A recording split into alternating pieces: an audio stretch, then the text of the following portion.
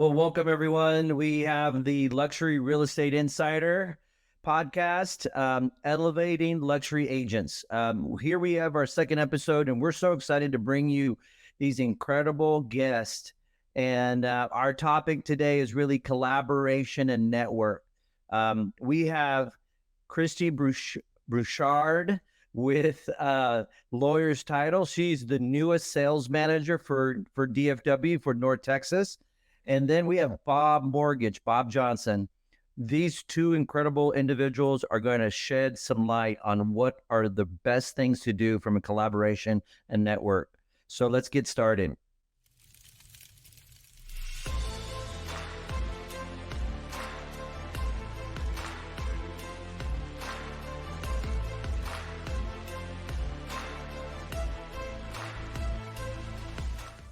All right. Well, Christy and Bob, thank you so much for joining us today. I'm super excited to have both of you guys. You guys are two of my most favorite partners. Now, if you could, each of you, just introduce yourselves, kind of share a little bit of where you currently are in your career. I know both of you guys lead your industry, and that's one of the reasons why we're having you on the show. So, Christy, if you don't mind kicking it off. Yeah, absolutely. Well, first of all, thank you, Noe, for asking me to be a part of this because it's a very exciting opportunity for just the group as a whole, and then for myself. So I'm very, very appreciative and grateful for this opportunity to spend this time with you and Bob, and we're gonna have a good time doing so. So I have had my real estate license since '99. Had a team, and then eventually went into leadership on the brokerage side, and so ran real estate offices up until 21.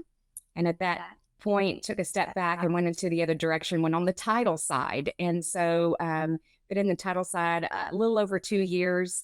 And just recently joined the incredible company of Lawyers Title. So thrilled to be with them. I am the sales manager for the DFW area. I have 10 different sales reps that I'm over who are just incredibly dynamic and are a huge part of the success that we're going to continue to have as we partner and grow with you. Awesome. Thank you so much. So, Bob, I know you've been around for a couple of decades now. I don't think you need an introduction, but for those that might not know, right, just starting the real estate business or just wanting to know how to be successful, share a little bit about your journey and how you got here. Oh gosh, my journey. Well, it started. I'm going on 28 years now in the mortgage space. It was interesting. I was looking for something to do, and I was selling door to door, and I happened to I was selling long distance and phones, and I happened to knock on a door, and I just had a way with communicating with people, and I just said, hey, I made it a point to see Steve, and the receptionist heard I had an appointment, so she went and got Steve. Steve came to the front and said, I don't have an appointment with you.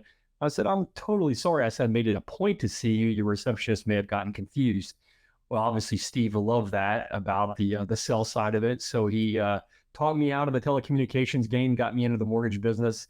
And it's been something. I've been very blessed for 28 years. I mean, granted, you have your ups and downs. It's a roller coaster a lot of times. I don't like being on roller coasters from a business standpoint where you go up and down. So it's about the consistency that you can work into your business every single day so that you kind of stay on an upward trend versus the ups and downs. But I wouldn't have changed anything in the mortgage space over the last 27, 28 years. Well, that's awesome, man. I've known you all this time and I didn't know that story. So that's pretty awesome. Oh, it gets even better, man. I got so many of those things. I mean, yeah, the same company that got me into it. I'm blessed that they got me in, but they also taught me how not to be an originator and the things that just kind of the tactics that they use just didn't sit well with the type of business that I wanted to build. And hey, I'm thankful to them that got me in, but then it's what you kind of build on your own at that point. So Absolutely. So it's funny that you say that because I mean the first question, obviously, today what we want to basically do is have a conversation, right? When Christy, you want to jump in, Bob, you want to jump in. Let's just get in there and roll up our sleeves. So, what are some of the factors that you guys attribute your success to? Man, for me, I think it would be definitely a definite bigger picture of why I do what I do, right? It's evolved. You know, it first started out with like, okay, hey, I want to do this because I want to make as much money as I can, and that I put the focus on the wrong thing. It wasn't necessarily about money. It's about the people that I'm helping and the people that I serve, which then generated the income. And once I was mature enough, because again, I started it really, really young in this business, I was able to then flip that and then focus on the right things, which led to a much bigger return. So it was the understanding of why I was doing business, and then the people that I put around me and my partners and all that, you know, that fed the business, right? Because I'm not a direct consumer lender. I work with and through my partners, such as Noe, such as yourself, and other real estate professionals in the marketplace, and they're the ones that have blessed me with the opportunity to serve their clients. So it was kind of a combination of understanding who I serve, and then making sure that my process systems flow, all that kind of stuff matched up well with them. Yeah, I Yes. couldn't agree more. It's funny you say that, Bob, because it's I got into this business too, and it was just by chance. My brother-in-law at the time, he was licensed in Colorado, and he was moving back to Texas, and he said, "Hey, go get your real estate license. We'll team up. You have nothing else to do." Now, mind you, I was raising a family, and so I did, and then he didn't get his license, so I just happened into real estate, and I was very fortunate early on to have mentors who really helped me understand the power of a team and togetherness and the trajectory that can happen when that comes together. Because I was going, okay, it's just about the money. Let's what is this Yeah. going to do for my family? And then when I really understood the power behind networking and collaboration with like-minded people, the just the scalability and the personal growth, and the wealth that came from that. And I don't mean just necessarily monetarily. I mean wealth within fulfillment, just became exponential, and it Yeah. was incredible. I couldn't agree with you more, Christy. I mean, obviously on this platform, the luxury real estate insider, we're serving luxury agents all over the country and really trying to give them a competitive edge. And so you're absolutely right. I mean, I think at the end of the day is knowing who we serve and making sure we're serving them at the highest level. So let's get right to it. Collaboration. Um, a huge opportunity, and there's so many people that might not understand really what it looks like, right? So help us understand what is the importance of the collaboration and network, and how do we grow our business by doing that?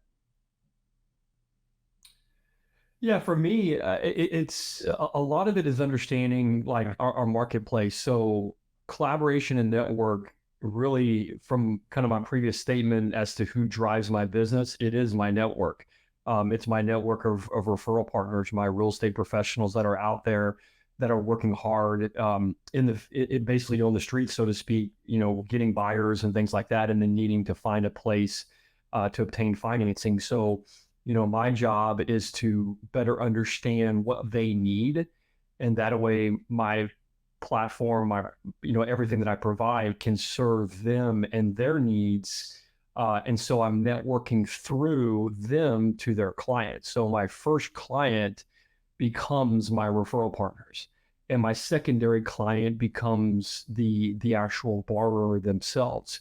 And so it's understanding what my first client, my referral partner needs, what's going to make them better at their job as far as networking to their clients, serving their clients, and then at that point, once I've figured that part out, and once we go into that, then the referrals start coming from there. So it's the network to and the network through. I think is the most important part. Can agree with you as well on that, Bob, too. It's interesting. I've always said, you have to make a deposit before you can make a withdrawal, right?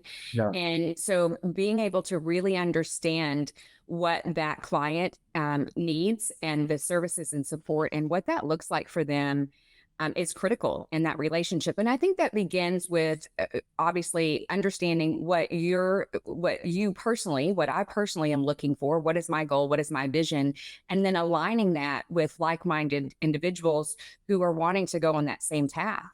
And I think when you can be in a position in an environment where everyone has the same vision, it doesn't mean exactly for each personal it's going to look exactly the same, but the big picture, networking and collaborating allows you to have resources that expand so much further than what is just within yourself, right? I know he always says this, if you want to go fast, go alone, but if you want to go far, go with a team, right? Go with people that are like-minded. And I think it just allows you to have resources for different expertise, a wider pool of talent, and talent attracts talent. And so when that is together, it's very powerful. I agree, Christy. I think, ultimately, I think people, as they're in the business or thinking about getting in the business or wanting to elevate their business, it's really about the relationship.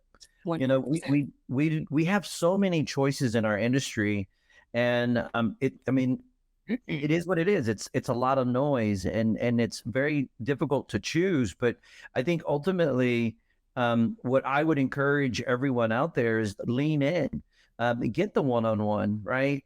And that's the one thing I've learned from Christy and then from Bob. And, when we do the one-on-one and they really are wanting to pour into me and really understand what my goals are, then you really understand what a true partner is.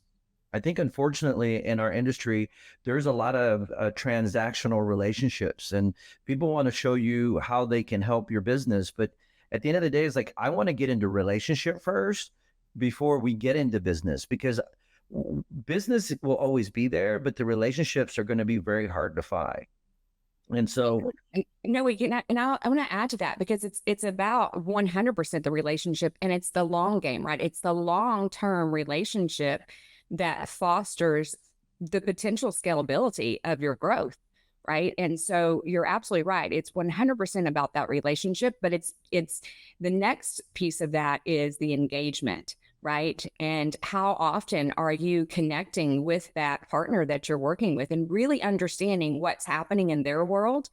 And then going back and going, okay, so let's have a solution-based approach to this. How do I continue to support them, and not just support them, but elevate them? Yeah. Yeah, and Christy, I agree, because and that is a challenge. I mean, let's speak real for those that are out there trying to figure out what's the best path. How do we collaborate? How do we build relationships? Because we are measured on transactions, right? Everything we do is transaction based. How many units? How much volume? How much revenue? How much revenue per deal? Like it's just all around us. And while that is important to the ability for a company to move forward, or an individual, because an individual is a company, right? For that individual to move forward in business, it's going to be challenging, right? To bring in the relationship piece and really go deep in that relationship when you're really focused on, especially in today's market, how do I make $1? How do I make $5? I mean, the business is out there, and you're always going to be able to find out how to make one, but the real movers will take that ability to figure one to turn it into 5, and then take that 5 and turn it into 20. And it's not going to be just on transactions. right.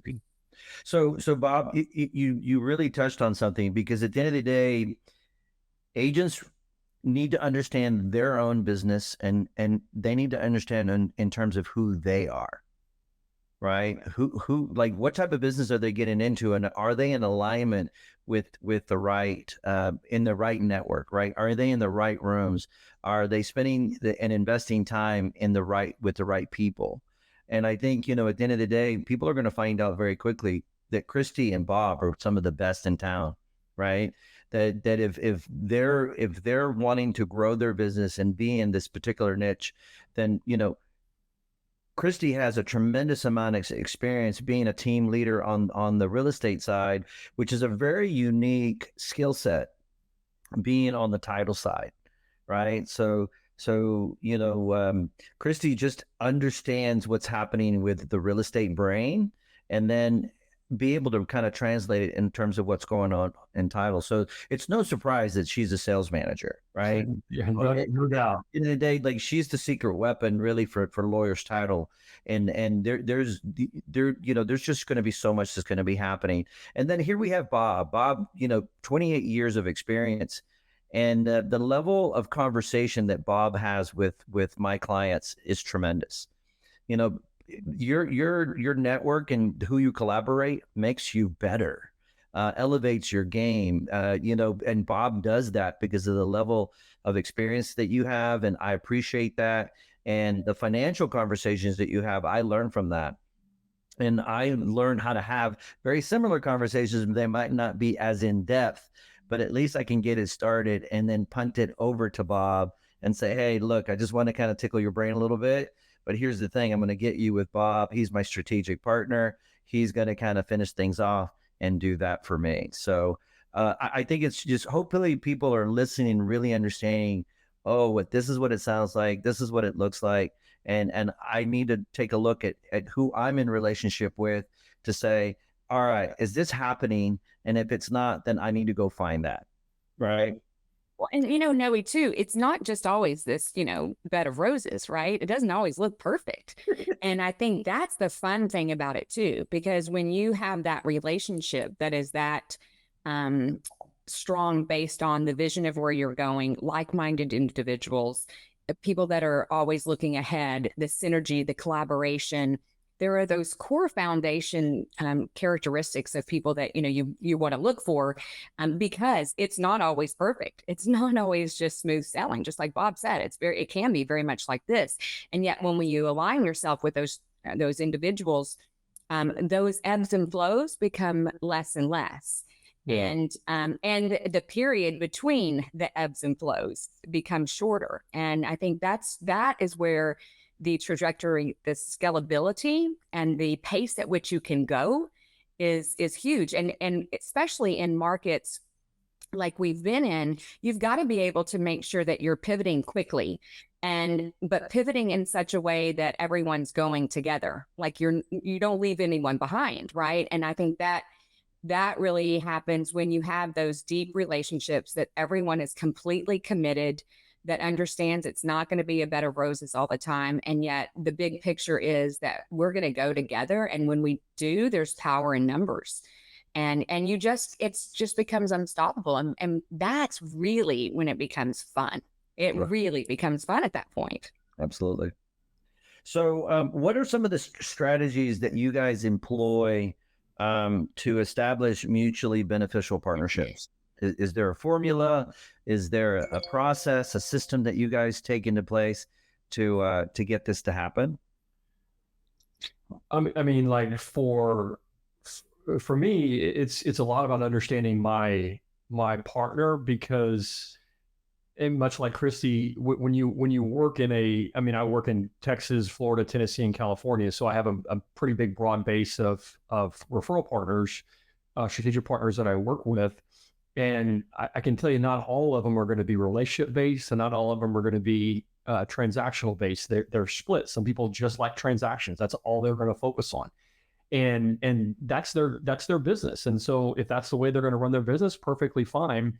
And those that are very, very, very relational with their clients and their database and their sphere of influence and things like that. And so for me, one of the best things that I do is I try to mastermind with all kinds of people, right? All kinds of different groups that are very transactional, because it gets my mind understanding that side of the world a lot better. And how do you measure?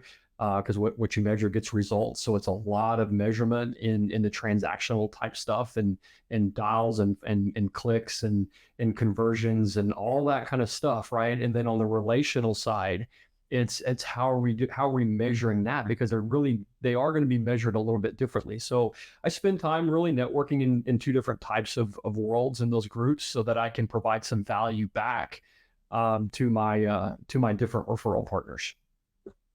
Agree. I do. It's very similar, and the same thing that I think being able to network with different individuals who look at their business differently, I think it opens up the opportunity to really be able to have different perspectives. And I think that's critical. I think when you're working with people and you're committed to really helping that group grow and that partnership really flourish, I think you have to have those different perspectives. I think, and you need to know when to reinforce and then, when to course correct on some of those. And so I agree. I think, for me personally, I'm very relationship based. I love relationships. It brings me so much energy. And I think in this business, you have to align yourself with people who are going to bring you energy. It's not to say that I don't network with people that are very transactional. Absolutely. You really kind of have all. But my core is to focus on those who, one, big picture, that see beyond just the transaction.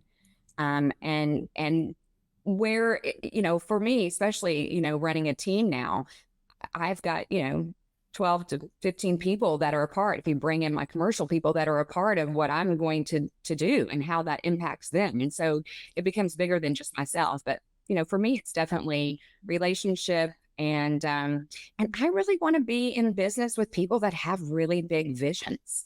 I think that just expands my world. And I've always said, I always want to know every opportunity out there, and I'm never going to deny myself an opportunity. It doesn't mean I always act on those opportunities, but I will tell you this, I never want to be a person that said, darn, I missed that opportunity. Yeah.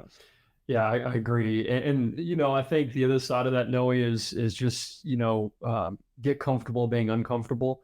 That's the way we stretch and learn and grow in our business. So, collaboration is super important because people bring all different views. They didn't bring different perspectives. They bring different successful ways of doing things. And, my job, I feel like, is not to pigeonhole myself into one strategy. It's more about, okay, let me learn.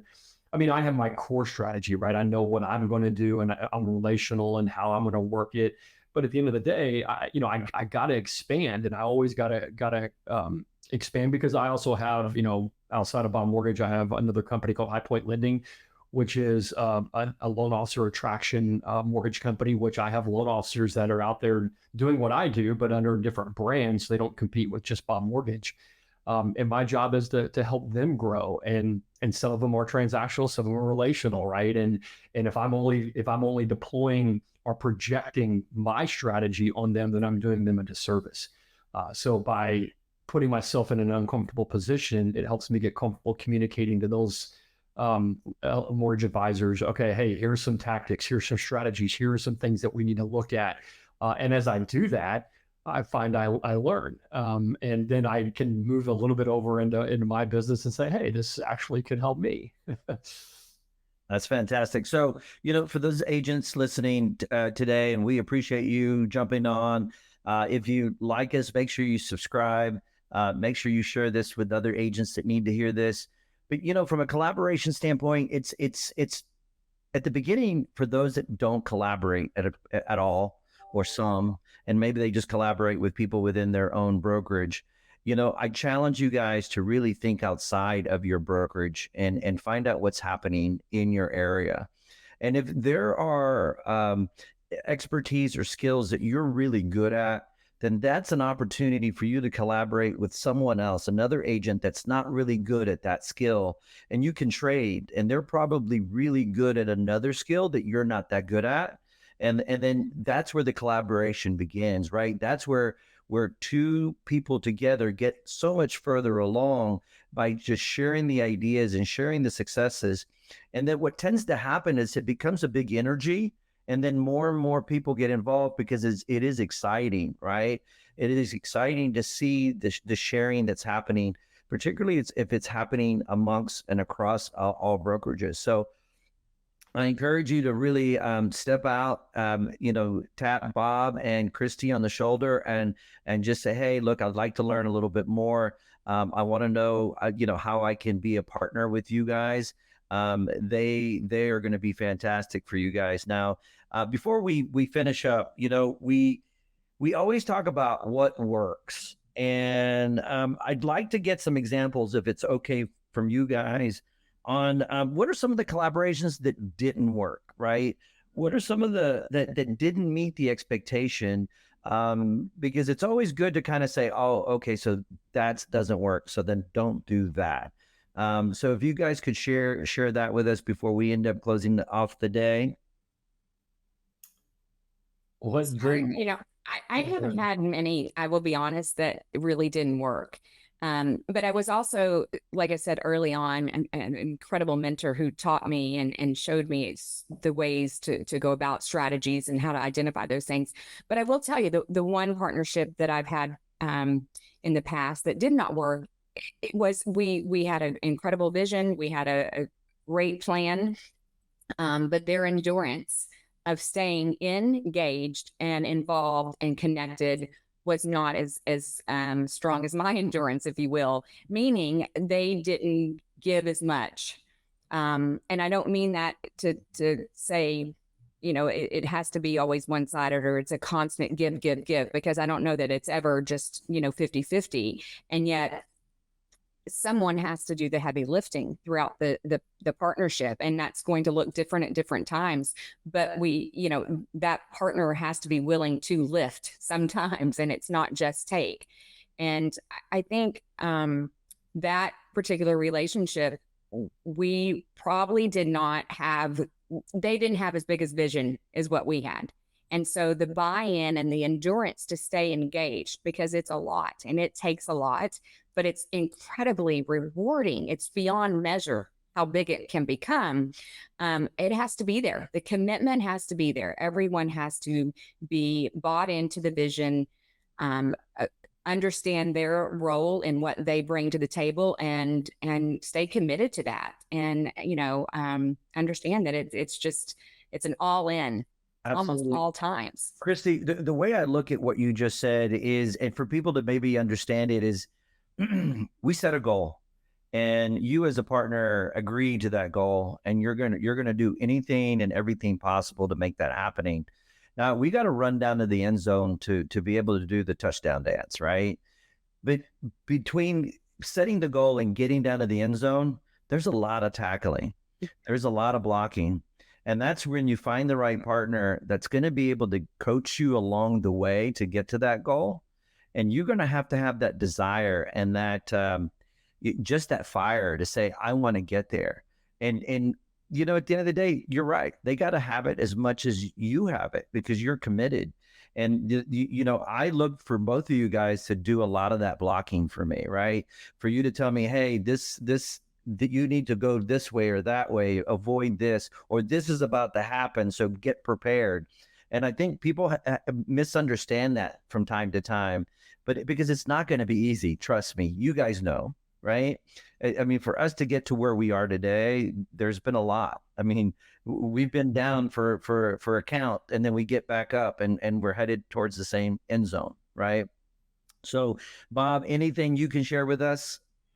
Well, it's going to be along the same lines as what Christy said. I know she said she hasn't had many. I can tell you I probably had a lot over 27 years, just based on scale and me being out there and trying to develop as many relationships as I can. It all starts with just missed expectations, I think, on both sides. So I would approach it as I want a relationship, but I'm looking at transactions. I'm looking at, okay, what is that value back from that partner to me in business? And then what's my value back to them to continue to get that business? But what I didn't do, and then what didn't come back to me was really, okay, we're business owners. This is a big boy, big girl type conversation. What are the expectations? What's the expectation one has of each other? And then how are we going to hold each other accountable to those expectations? I'm going to be a business partner to you, or you're going to be a business partner to me. Let's actually have meetings. What does those meetings look like? Are they weekly? Are they semi-monthly? Are they monthly? Do we get together quarterly? It's a business deal, right? And regardless, even if there's not money transferring, I'm just saying it's a business relationship at that point. And my job is to invest in that individual or that team And that team then is obligated then to come back and invest back in me in other things, whether that's referrals, it's introductions, it's whatever we've laid out that expectation to be, and then we meet to hold each other accountable to that. I think if you don't do that, then you've set yourself up for a potential failure down the road, or a third party kills somebody else coming in and saying, "Oh, we could do it this way," and then they take the business from you. And just there's a lot of different ways that it could go down, but it's really not laying it out properly from the very beginning, and then holding each other accountable through the relationship. I agree with you, Makes Bob. So I know that you make me a better agent, right? You've been educating me along the way, and then by making me a better agent, I help your business grow, right? So it's a symbiotic relationship. But for those agents out there, if you're looking at your vendors and you're looking at the relationships you have, and if you're not gaining more knowledge through having those conversations with those relationships, then and are you meeting on a frequent basis, like Bob said, right? Are you holding each other accountable? What commitment have you made? And at the end of the day, I know we as agents get bombarded by so many vendors. They want to do business with us. And I think at the end of the day, then just before jumping in with someone, I encourage you guys to really set a standard of what that relationship looks like. I always like to ask my partners, is like, how do I win with you? Right. Because at the end of the day, I want to understand what the expectation, what not to do. And what is that expectation, much like what Bob said. So I think it's an incredible opportunity for you to turn the corner with the way that the market is trending. We have the settlement that we have kind of an unknown, and as buyers and listing agents, we have to add more value. And if you are already someone that's adding value, you got to communicate that value at a much higher level. So, Christy, I know that you wanted to interject, so sorry to interrupt. I was just going to say, absolutely. It's funny, I'm looking at this, and it 100% starts with the relationship, right? And finding those like-minded individuals that have the same core values in business and vision of where they're wanting to go and what that looks like. And yet you said, Bob nailed it. It is about the standard and expectation, right? And where is the bar set? And am I going to be able to meet that? And I think it's not the bar down the street, by the way, right? I think the thing also to understand, and where the relationship kind of went awry the last, the time that it didn't work out, was the expectations sometimes change, right? They just do. But there is always a standard of how things should play out. And expectations should change just in the framework of as we grow. The market, there's a lot of variables that can change expectations. And if you're not with the right people, the like-minded people, those who are truly invested in where you're going and you're going together, then those expectations, when they do change and when you do need to adjust them, sometimes that's when that relationship, it can be dissolved, right? It's not there any longer. So I think 100% agree. You start with the relationship, you set the standards and expectations, you know where the bar is, and you're constantly working together. So you're meeting, you're collaborating, you're saying, how do you win with me? How do you lose with me? And you're also understanding that it's just not going to look pretty. But the end is amazing, right? Yep. The journey that getting there is maybe a little bumpy, but the end result is spectacular. It's just a vibration that impacts so many people, and that's really cool. Well, thank you. So I'm gonna do a quick audible here. Hopefully not to get you guys off. My goal always on these podcasts is to really add value for the listeners, right? So agents, if they made it to the end of this podcast, I'd like for you guys as seasoned veterans, right? The top of your game, people want to be you, right? What's the one thing that our listeners should do after this podcast to take action to really make a difference in their business that can affect them in the next 6 months? What would that one thing be? For me, I would say you need to evaluate your partners. At the end of the day, is your partner helping you grow your business? Again, it goes back to make a deposit before you can make withdrawal. And if you are in business with lenders and title or any vendor that has to do with the real estate community, if they're not 100% invested in you and growing your business and strategizing with you how to do that, then maybe it's first I need to have a conversation and say, hey, this is what I expect. Have you ever even had that conversation with them? So I think that's where I would start. If the answer is not what you want, then you move on to the next one and you find those people that are willing to do that. Because that is really what allows you to have scalability in your business, the growth in terms of the pace at which you get there as well. And you get to have fun doing it, right? You just get to have a good time doing that. So one, go re-interview and go connect back with your current partners and evaluate, are they helping you grow your business? And if they're not, you need to go find someone who is and is willing to. Yeah, I agree. I one thing, I didn't have 28 years ago when I got into business and still search for a lot of times is a mentor. Some of us get into this business and we try to blaze a trail that potentially has already been blazed. And you try to blaze it on your own, which I love creating our own paths. And I mean, that's just the entrepreneurial side of me. But I would say, first and foremost, and I think it holds well with the theme of this podcast and virtual podcast meeting and everything is collaboration. You need to have somebody that's constantly putting you in an uncomfortable position so that you can stretch yourself and grow. And so